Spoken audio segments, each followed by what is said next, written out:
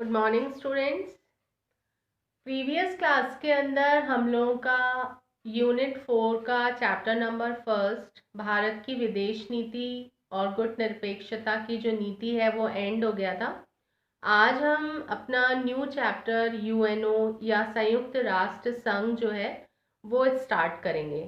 देखो वैसे आपकी ये जो यूनिट है इसके अंदर 4 चैप्टर्स थे, लेकिन जो आपका सिलेबस अभी कम हुआ है उसके बाद में इसमें 2 चैप्टर्स रह गए हैं, जिसमें से एक चैप्टर अपना हो गया है और ये जो लास्ट चैप्टर है आपका यूएनओ वाला, ये भी 6 मार्क्स का है। ये 12 मार्क्स की आपकी पूरी यूनिट है।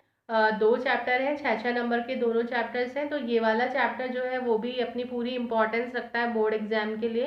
इसमें से भी आपका एक बड़ा क्वेश्चन जो है वो आ सकता है।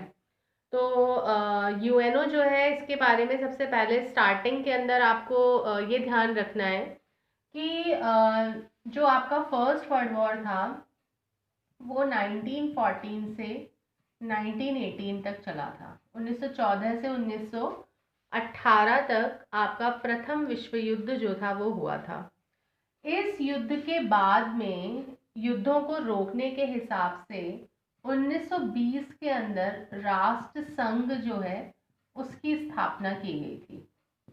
मतलब कि राष्ट्र संघ जो है उसका उद्देश्य जो है वो ये था कि विश्व के अंदर शांति बनी रहे और युद्ध जो है वो ना हो। इस उद्देश्य से राष्ट्र संघ जो था वो स्थापित किया गया था।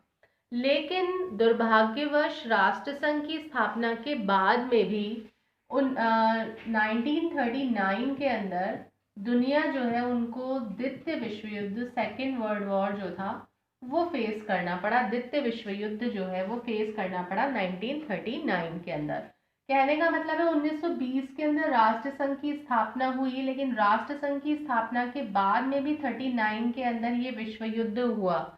मतलब राष्ट्र संघ जो था वो अपने उद्देश्यों के अंदर सफल नहीं रहा। इसीलिए राष्ट्र संघ के उत्तराधिकारी के रूप में संयुक्त राष्ट्र संघ जो है उसकी स्थापना 24 अक्टूबर 1945 जो है उसको की गई। ठीक है, 24 अक्टूबर 1945 को इसकी स्थापना हुई और ये राष्ट्र संघ का उत्तराधिकारी था। तो यहाँ का जो संयुक्त राष्ट्र संघ है उसका भी उद्देश्य जो था वो यही था कि विश्व के अंदर शांति बनी रहे, सुरक्षा रहे हर कंट्री की, और अगर कोई भी विवाद है देशों का आपस में तो उसको किसी भी युद्ध के जरिए ना सुलझाया जाए, बल्कि आपसी जो बातचीत है, विचार विमर्श है, उनके माध्यम से ही उन समस्याएं जो है उनको दूर किया जाए।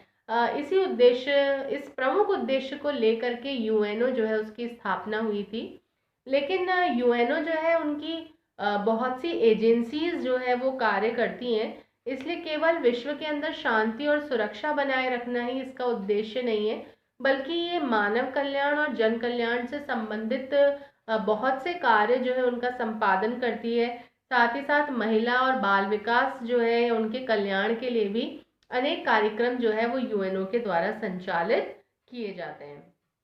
अगर अपन देखें इसमें कंट्रीज की अगर अपन बात करें तो विश्व का लगभग हर स्वतंत्र देश जो है वो आज यूएनओ का मेंबर है। ये एक सबसे बड़ा, आप इसको अंतर्राष्ट्रीय संगठन कह सकते हो कि इसके अंदर मोस्टली विश्व के समस्त देश जो हैं वो इसके अंदर शामिल है। और अगर अपन बात करें इसके देशों की तो 193 मेंबर्स जो हैं वो करंट इसके मेंबर्स हैं, 193। और जो 193वां सदस्य जो है वो दक्षिणी सूडान जो है वो इसका मेंबर जो है वो बना था। 193वां मेंबर है ये। तो ये आपको विशेष के तौर पर आपको ये चीज़ ध्यान रखनी है। पूछा भी जा सकता है शॉर्ट क्वेश्चन में, तो ये आपको ध्यान रखना है। तो अगर अपन इसके मुख्यालय की बात करते हैं तो जो यूएनओ है इसका जो मुख्यालय है वो न्यूयॉर्क के अंदर है। और इसका जो चार्टर है, देखो चार्टर का मतलब है संविधान।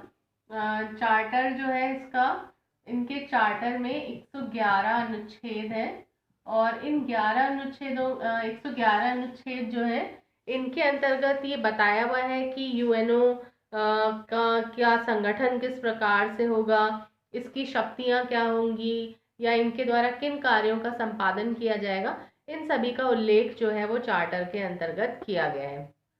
अब जो आपको विशेष के तौर पर ध्यान रखना है वो ये ध्यान रखना है कि इंडिया जो है वो इसका मेंबर जो है वो कब बना था।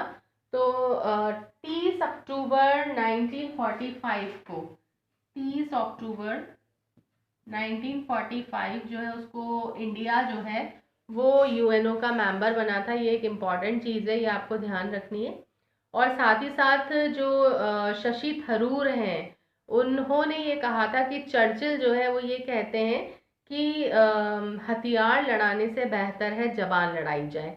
मतलब कि ये एक बेहतर है कि एक ऐसा समूह होना चाहिए, एक ऐसी जगह होनी चाहिए जहां दुनिया के लोग जो हैं वो आपस में इकट्ठे हों और बातचीत के माध्यम से समस्याएं जो हैं उनको सुलझाने का प्रयास करें बनस्पत लड़ाई के।